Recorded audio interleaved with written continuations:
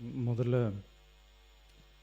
உங்கள் தலைவரோட பேரை மென்ஷன் பண்ணி பேசுனது தவறு தான். அவர் சார்பாக நான் சாரி கேட்டேன்.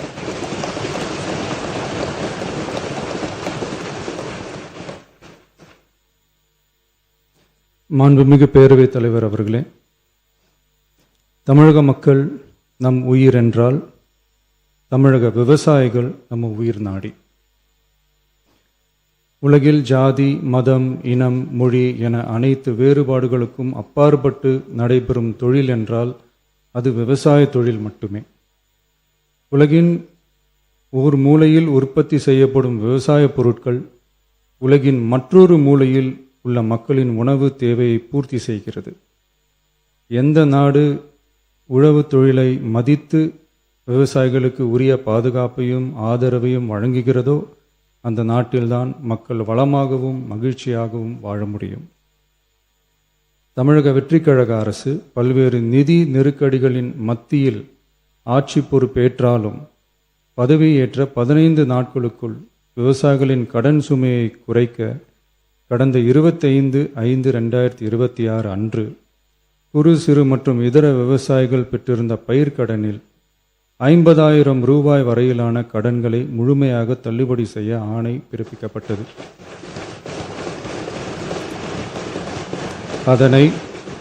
அதனைத் தொடர்ந்து மாநிலம் முழுவதும் பல்வேறு விவசாய அமைப்புகளிடமிருந்து பெறப்பட்ட பயிர்க்கடன் தள்ளுபடி தொடர்பான கோரிக்கைகளை கனிவுடன் பரிசீலித்து நிதி நெருக்கடியான சூழ்நிலையிலும் விவசாயிகளின் நலனை பாதுகாக்க வேண்டியதன் அவசியத்தை மட்டும் கருத்தில் கொண்டு குறு சிறு மற்றும் இதர பெரு விவசாயிகளுக்கு 50,000 ரூபாய் வரை முழு தள்ளுபடி செய்ய அறிவிக்கப்பட்டதை உயர்த்தி ரூபாய் 75,000 வரை கடன் பெற்றவர்களுக்கு முழு தொகையையும்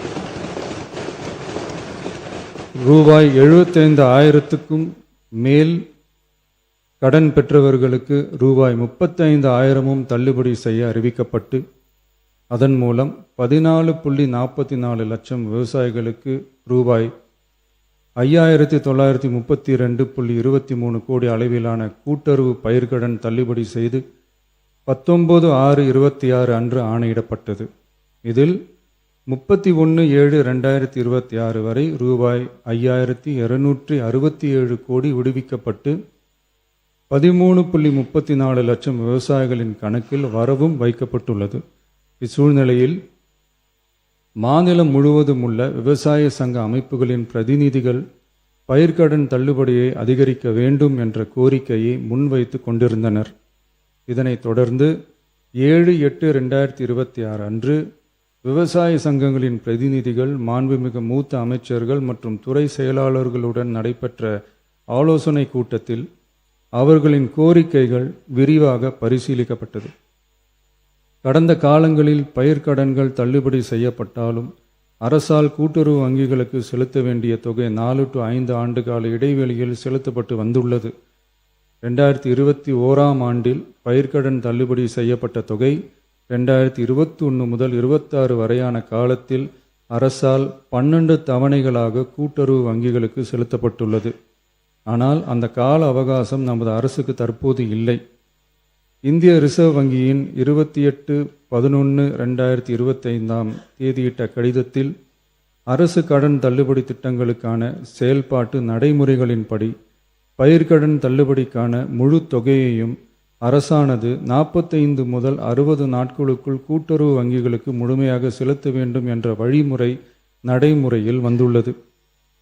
இந்த வழிகாட்டுதலின்படியும் தமிழ்நாடு அரசின் நிதிநிலை மற்றும் நிதி ஆதாரங்கள் ஆகியவற்றை கருத்தில் கொண்டும் இந்த இக்கட்டான சூழ்நிலையிலும் கூட்டுறவு வங்கிகள் மூலம் வழங்கப்பட்ட பயிர்க்கடன்களுக்கு பின்வரும் கூடுதல் தள்ளுபடியை வழங்கிட அரசு முடிவு செய்துள்ளது.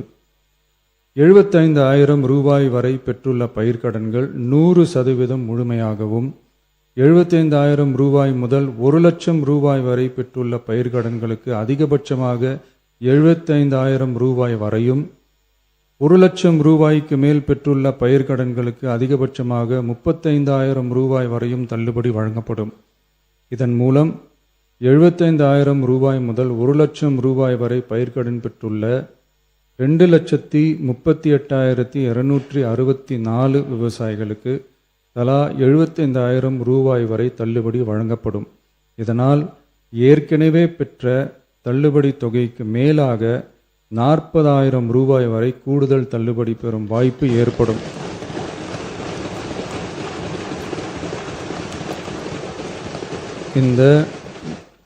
இந்த கூடுதல் பயிர்க்கடன் தள்ளுபடியால் அரசுக்கு சுமார் ரூபாய் 953.06 கோடி கூடுதல் நிதிச்சுமை ஏற்படும்.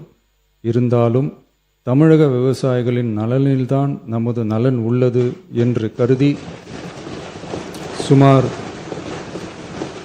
13.34 லட்சம் விவசாயிகளுக்கு மொத்தமாக 6,220 கோடி ரூபாய் பயிர்க்கடன் தள்ளுபடியை இந்த அரசு வழங்குகிறது. நன்றி.